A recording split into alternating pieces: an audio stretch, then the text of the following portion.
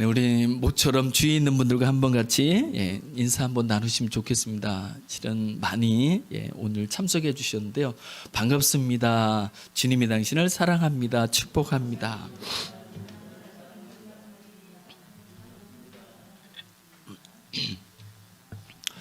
여러분 이렇게 함께 얼굴을 대할 수 있고 또 하나님께 예배드릴 수 있어서 진심으로 감사드립니다. 그리고 이 한 시간도 살아계신 하나님, 우리를 사랑하되 생명을 주시기까지 사랑하시는 그 하나님이 우리 마음에 느껴지고 누려지고 그 하나님이 믿어짐으로 하나님이 베푸시는 한량없는 은혜를 누릴 수 있는 복된 시간이 될 수 있기를 주님의 이름으로 축복합니다. 저희는 요즘 선거철을 이제 앞두고 있습니다. 아직 멀긴 했지만 벌써부터 후끈 달아올라 가지고 뉴스에 보면 난리가 아닙니다. 저는 선거 때가 되면 뉴스를 안 보려고 하는 편입니다. 봐야지 했다가도 안 보는 게 낫겠다 싶은 생각도 듭니다. 왜냐면요, 이제 후보들이 등장하기 시작하면 그때부터 본인은 물론이거니와 부모, 자식, 심지어는 사돈의 팔촌까지 그 허물들을 드러내냐고 캐내냐고 아주 난리가 아닙니다. 그래서 서로 상대방의 이야기를 들어보면 대통령이든 국회의원이든 할 수 있는 사람이 존재하지가 않습니다. 없어요. 그 사람 이야기를 들어보면 저 사람이 꼭 해야 될 것 같은 생각이 들고, 다른 사람이 하는 이야기를 들어보면 절대로 그 사람은 해서는 안 될 사람 같이 느껴지고, 우리나라 속담에도 털어서 먼지 안 나는 사람이 없다고 그랬잖아요. 실은 서로가 이야기하는 것처럼 우리 모두는요, 허물이 없는 사람이 한 사람도 없고 모두가 허물투성이에다가 또 부족함도 있고 약함도 있고, 그래서 떳떳하게 존재하는 것이 쉽지가 않은 인생들이지 않느냐는 거죠. 그런 한 인생으로 살아가면서 우리는 얼마나 어렵고 때로는 힘든지 모릅니다. 그럼에도 불구하고 우리는 서로의 허물을 들추어내며 그것을 둘쓰시기까지 하면서 상대방을 넘어뜨리려 하고 쓰러뜨리려 하고 밟고 올라가려고 하는 일들이 우리 삶 가운데는 선거에 후보로 나오는 사람들 말고도 이 세상에 발을 딛고 살아가는 대부분의 사람들은 그렇게 살아가는 거죠. 당신은 그래서 안 되는 거야, 당신은 그래서 나빠부터 해가지고 우리는 수도 없이 서로에게 서로의 허물과 부족함들을 이야기하면서 살아가기 일쑤인 거죠. 과연 그렇게 따진다고 한다면 이 땅에 살아남을 사람이 있을까요? 실은 한 사람도 없죠. 성경은 말씀합니다. 의인은 없나니 하나도 없다고. 정말 의로운 사람, 정말 깨끗한 사람, 100% 괜찮은 사람, 그런 사람은 이 땅에 존재하지 않는다는 거죠. 그러므로 예수님은 우리 인생을 향하여 말씀하시죠. 내가 너희에게 원하는 것 그게 무엇인지 아니? 무엇이라고 하셨을까요? 내가 원하는 것은 긍휼이야 라고 말씀하십니다. 왜냐하면 우리 인생이 살아갈 수 있는 길은 단 하나, 하나님의 자비와 긍휼, 그리고 서로가 서로를 긍휼히 여기고 자비를 베푸는 길이 우리가 서로 살아갈 수 있는 길이라고 주님은 말씀하시는 거죠.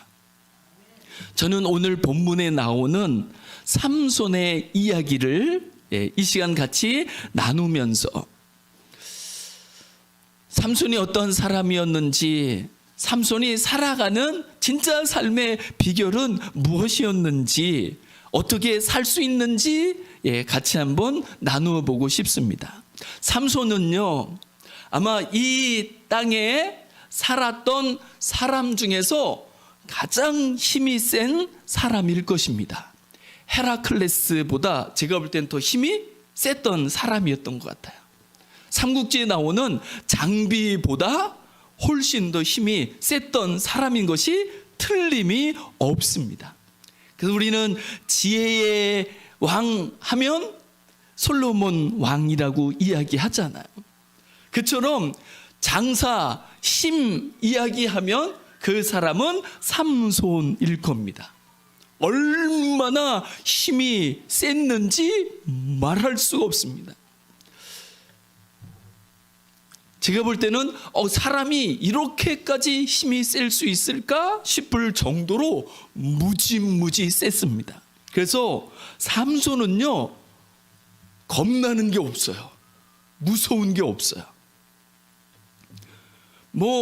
한 1000명, 2000명, 3000명이 달려들어도 눈 하나 깜짝하지 않을 만큼 얼마나 힘이 셌는지 알 수 있죠.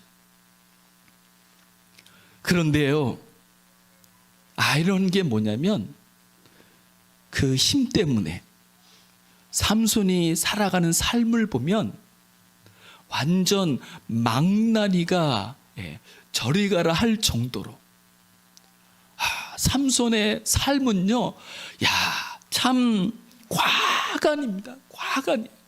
아니, 어떻게 저럴 수 있을까?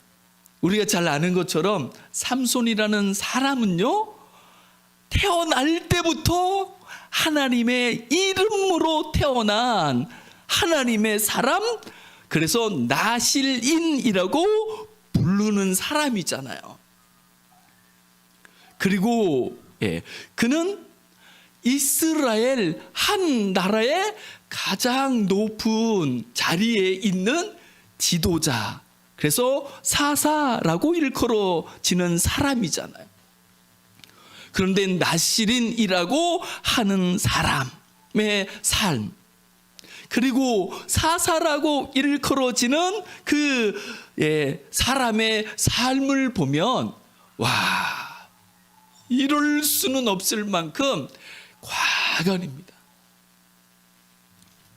한번 볼까요? 어떻게 살았을까요?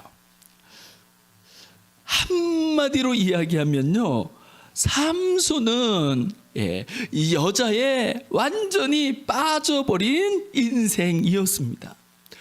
놀라운 게 뭐냐면 그가 자라서 어른이 되고 난 다음에 그의 인생의 이야기를 해가는데 처음도 여자요, 과정도 여자요, 끝도 여자였었습니다.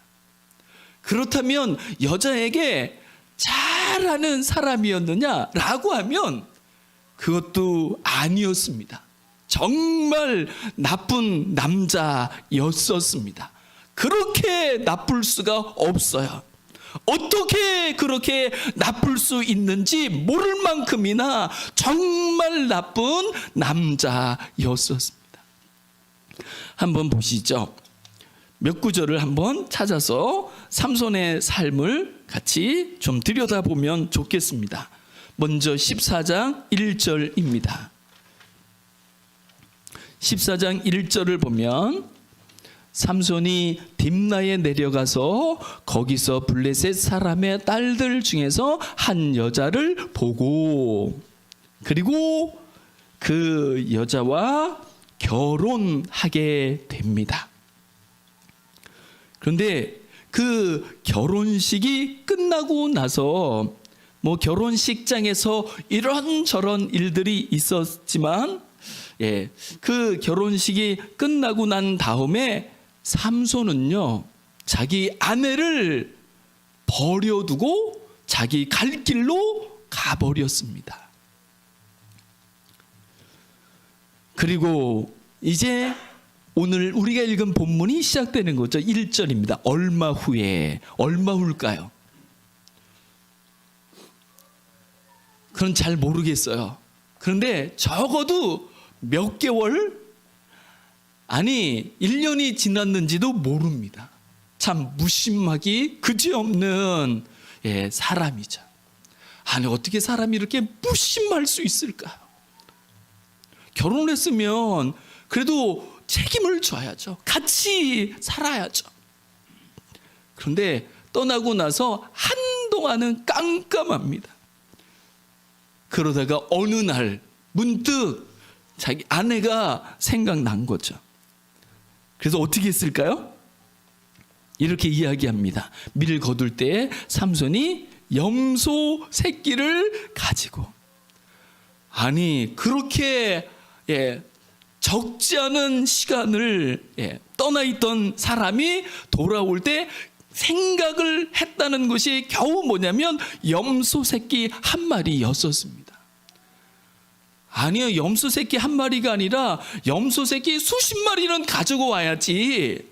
그렇게 집을 나가서 살다가 달랑 얼마 만에 돌아오는데 염소 새끼 한 마리, 이런 걸 보면 참 염치도 없는 인간이었던 것 같습니다.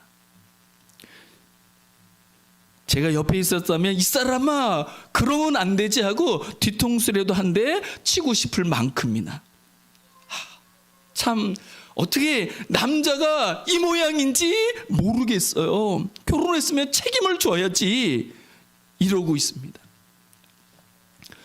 얼마나 그 아내에 대해서 무심했는지 무관심했는지 그 삼손의 장인은요, 야 이러다 내 딸이 청산가부로 늙어 죽겠다 싶어가지고요, 생가부가 돼가지고 죽겠다 싶어가지고, 그래도 딸을 생각해서 다른 사람에게 이미 벌써 시집을 다시 보냈습니다. 저는 이 장인의 마음이 이해가 가요. 그래서 2절에서 장인이 이렇게 이야기하죠. 이르되 내가 그를 심히 미워하는 줄 알고 그를 내 친구에게 주었노라. 그러니까 야, 내 딸을 버렸구나, 너무너무 싫어하는구나, 이렇게 생각할 수밖에 없을 만큼이나 무심하기 그지없는 삼손이었습니다. 그런데 그 이야기를 듣자 어떤 일이 벌어졌을까요? 내가 이 주위에 있는 사람들을 가만히 두지 않을 거야 하고 이제 그 지역의 논과 밭과 곡식과 과일 나무들을 다 불태워 버립니다. 삼손이 뛰어난 건 있었던 것 같아요. 무엇일까요? 복수심은 아주 뛰어나기 그지없었던 것 같아요. 그래서 삼손의 인생을 이렇게 여기저기 살펴보잖아요. 그러면 복수에서 시작해서 복수로 끝나는 것 같은,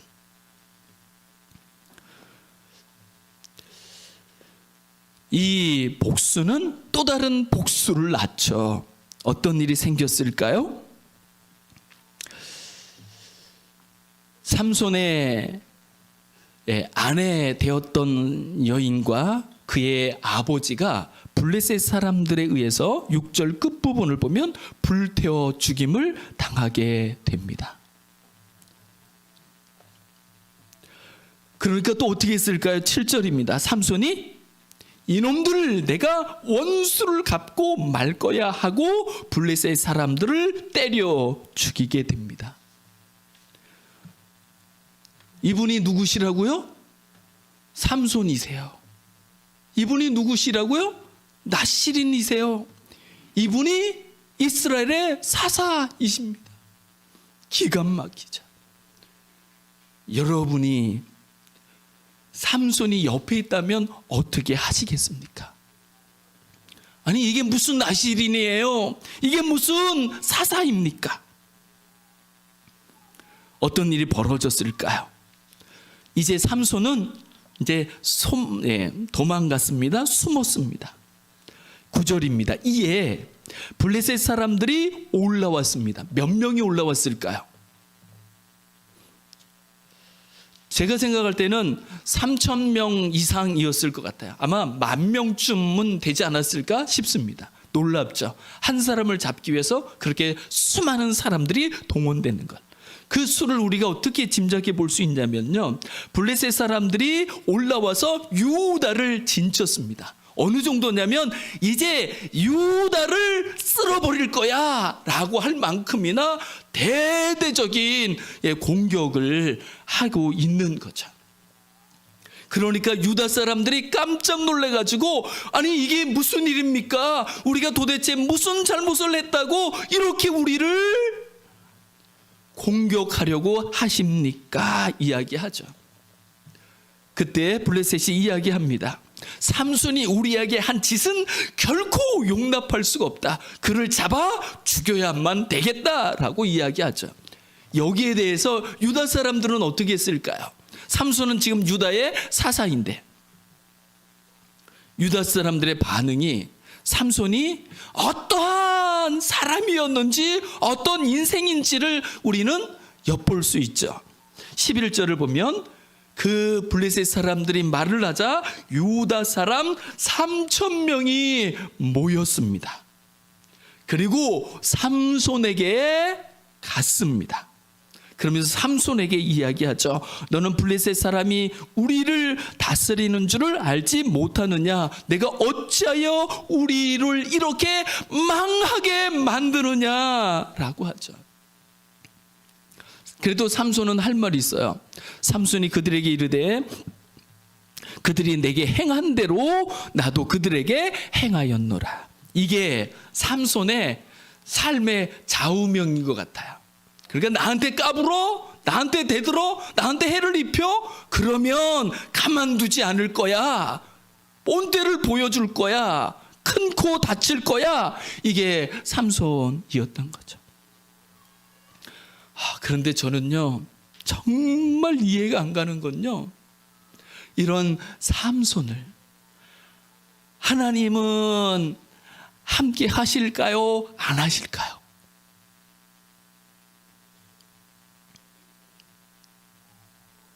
그런 삼손에게도 하나님은 끝까지 의를 지키십니다. 왜냐하면 삼손을 향하여 하나님이 하신 말씀이 있고 하신 약속이 있거든요. 그 삼손의 행위를 보고 하나님이 일하시는 게 아니에요. 삼손과 맺은 그 언약, 약속, 그 의를 하나님은 붙잡고, 삼손이 이렇든 저렇든 간에 하나님은 하나님의 그 의를 지켜가시는 거죠. 그래서 하나님은 삼손과의 관계를 깨트리지 않습니다. 삼손은요, 수도 없이 수십 번, 수백 번, 아니 그의 사는 나날이 하나님과의 관계를 깨트리는 삶이었는지도 모릅니다. 삼손은 하나님을 망각하고 하나님이 은혜로 베풀어 주신 그 은사, 힘을 가지고 망나니 짓을 하면서 살아감에도 불구하고 하나님은 여전히 삼손의 하나님으로 존재하시며 그 삼손에 대하여 책임감을 가지시고 하나님이 하실 수 있는 모든 것들을 다 해 가시는 하나님이신 줄 믿습니다. 그러니까 삼손은요, 정말 나쁜 남자였지만, 정말 그의 삶은 망나니 같았지만, 그럼에도 불구하고 그는 정말 복 있는 사람이었습니다. 무엇 때문일까요? 그의 행위가 복 있는 건 결코 아니었습니다. 그의 삶이 복된 삶은 결코 아니었습니다. 그럼에도 불구하고 복의 근원이 되신 하나님이 삼손의 하나님으로 여전히 계신다는 것, 그것이 삼손에게는 그 무엇과도 비교할 수 없는 복이었음을 믿습니다. 세상은요, 삼손을 다 저버렸습니다. 유다 사람들이 자기들의 사사라고 일컬어지는 삼손을 붙잡아서 블레셋에 넘겨주려고 삼손을 찾아왔죠. 그리고 어떻게 됐을까요? 13절 끝부분을 보면 새 밧줄 둘로 결박하고 바위 틈에서 그를 끌어냈습니다. 이걸 보면요, 새 밧줄 하나로 결박해도 되지 않아요? 그런데 새 밧줄을 그것도 두 줄로 해가지고 삼손을 결박했습니다. 저는 이런 것 같아요. 삼손은 블레셋에게도 미운 물건이 돼버렸지만 자기 동족 유다에게도 저 인간은 우리가 같이 해도 득이 안 되는 인간이야 라고 생각할 만큼의 사람이었다고 여겨집니다. 그래서 붙잡아서 죽으라고, 정말 죽으라고, 너 이제 블레셋 사람들에게 잡혀가지고 죽어라고 할 만큼이나. 그리고 보면 삼손은 정말 불행한 사람이죠. 기구한 사람이죠. 그가 존재할 만한 곳이 별로 없어요. 단 힘이 있으니까 그 힘 때문에 어떤 사람들은 삼손에게 굽신거렸는지 모르지만 뒤로 돌아서면 다 너랑은 같이 할 그 이유가 없다, 다 이랬는지도 모르죠. 그런데 정말 놀라운 것은요, 삼손이 유다 동족에게 결박돼 가지고 죽어버리라고 블레셋 사람들에게 넘겨졌을 때, 그때 무슨 일이 벌어졌을까요? 14절 중간을 보시면 이렇게 말씀하죠. 여호와의 영이 삼손에게 갑자기 임하셨습니다. 삼손이 하나님을 구하지도 않았어요. 그런데 하나님이 강권적으로, 주권적으로 삼손에게 임하셨습니다. 이걸 우리는 은혜라고 이야기합니다. 하나님의 은혜입니다. 하나님은 정말 은혜로우신 분이십니다. 때로는 우리가 구하지 않아도 하나님은 우리를 위하여 우리 삶 가운데 입장하셔서 우리와 함께 하시고 역사하시는 하나님이심을 우리는 믿습니다. 그 하나님의 영이 임하시자 삼손은요, 사람으로서는 가질 수 없는 놀라운 힘을 가지고 그 블레셋 사람들을, 적어도 3,000명 이상이나 되는 블레셋 사람들과 싸워서 승리합니다. 이게 과연 삼손이 한 일일까요?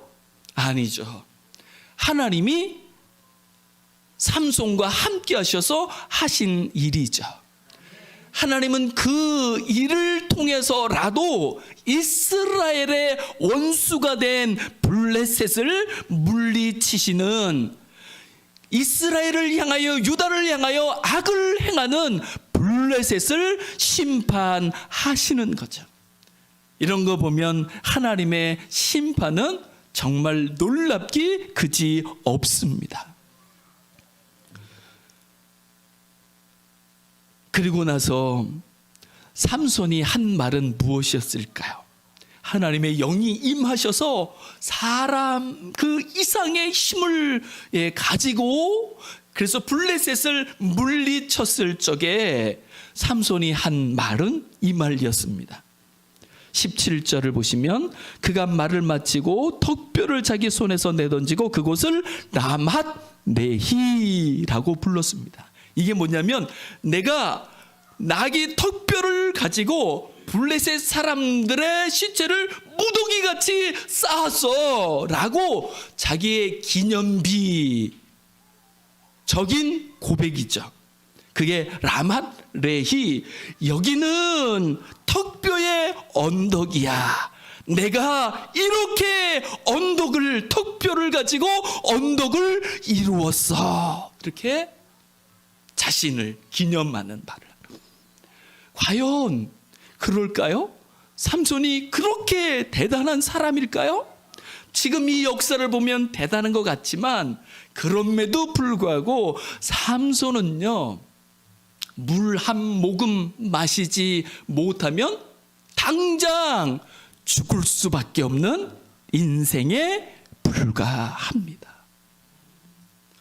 저는 이 말씀을 보면서 하나님, 제가 물 한 모금을 마실 수 있다는 것, 그리고 제가 오늘 한 숨결 하나하나를 들이쉬면 내쉴 수 있다는 것, 제가 오늘 밥 한 끼를 먹을 수 있다는 것, 이것이 얼마나 놀랍고 큰 은혜인지. 삼손에게는요, 그 장사가 되는 그 힘보다 더 필요한 것이 있었으니 그것은 물 한 모금이었습니다.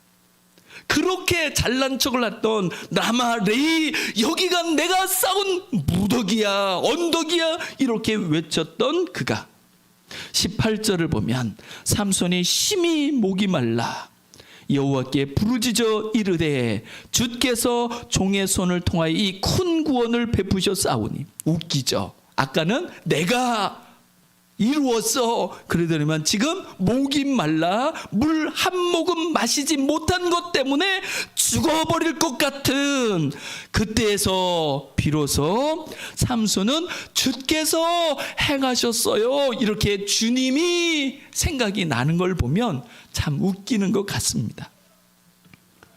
그래서 제가 이제 목이 말라서 죽을 것 같습니다 할 때 하나님은요, 19절 말씀을 보면 하나님이 샘을 터뜨리셔서 물이 솟아 나오게 해줍니다. 그리고 그 물 한 모금을 먹고 삼손은 다시 정신이 회복이 되고 소생하게 되는 것을 볼 수 있죠. 그리고 그곳에서 삼손은 고백합니다. 뭐라고요? 에낙 고레라고 고백합니다. 하나님은 부르짖는 자에게 샘을 주시는 분이십니다 라는 거죠. 똑같은 장소에서 라맛 레히라고 했던 그곳에서 목이 말라 죽을 수밖에 없는 지경에서 주님께 부르짖고 주님이 허락하시는 샘물을 마셨을 때 주님이 부르짖는 나에게 샘물을 주셨습니다. 에낙 고레라고 하나님의 은혜를 따라 고백하는 것을 볼 수 있습니다. 실은 삼손이 가장 믿음이 좋은 것 같은 모습을 보일 때가 바로 이 순간이었습니다.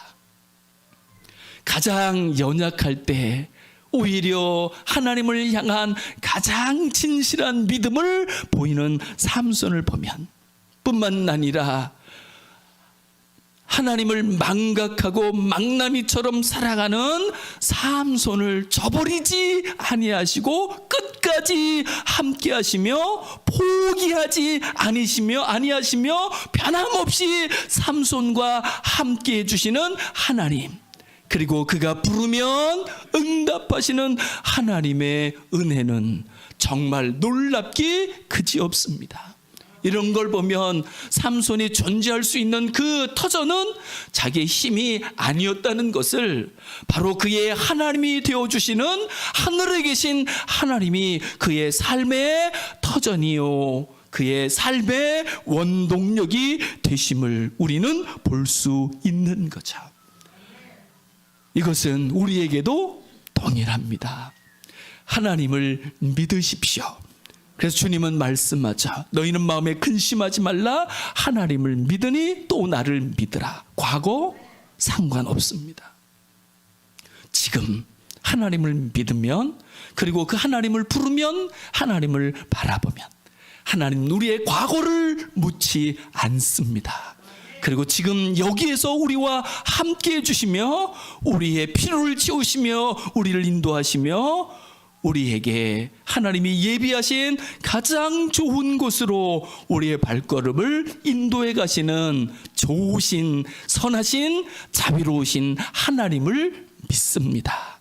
날마다 이 하나님을 경험하며 하나님의 은혜 속에 노래하며 찬송하며 살아갈 수 있는 우리가 될 수 있기를 주님의 이름으로 축복합니다. 우리 시간 같이 한번 기도하시면 좋겠습니다. 모두가 허물 속에 살아갑니다. 사람들은 그 허물 때문에 서로를 비방하고 서로를 정죄하며 서로를 짓밟고 때로는 서로를 잡아먹으려고 하기도 하지만 그것은 오히려 서로에게 해가 되어 서로에게 사망의 역사를 나타낼 뿐입니다. 하나님은 삼손, 모두가 저버렸던, 죽이려고 했던 그 삼손이지만 그 삼손을 버리지 않고 그와 함께 하시며 여전히 자비와 은혜로서 삼손의 삶의 터전이 되어주시는 것을 볼 수 있습니다. 하나님, 우리가 하나님 앞에서 살게 하시고 또 서로에게 살아갈 수 있는 삶의 터전이 되어줄 수 있는 그러한 사람 되게 하사 우리가 서로를 인하여 더 잘 살아가는 날을 열어가게 해달라고 같이 기도하시겠습니다. 하나님 아버지 감사합니다. 하나님, 모든 인생 우리는 얼마나 많은 허물투성이인지 모릅니다.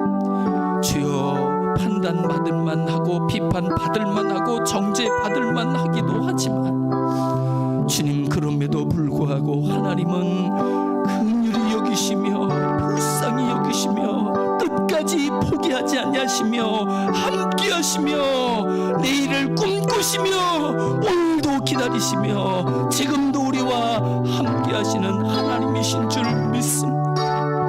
하나님 앞에서 우리로 하여금 설 수 있게 하시고 살 수 있게 하여 주시옵시고 그 은혜를 따라 그 자비를 따라 우리도 서로의 허물을 덮으며 서로의 삶의 터전이 길이 되어주는 사람들, 그래서 함께 더불어 더 아름답고 좋은 날들을 열어갈 수 있도록 주여 도우시며 역사해 주시옵소서. 주여 감사합니다. 고맙습니다. 함께해 주옵소서.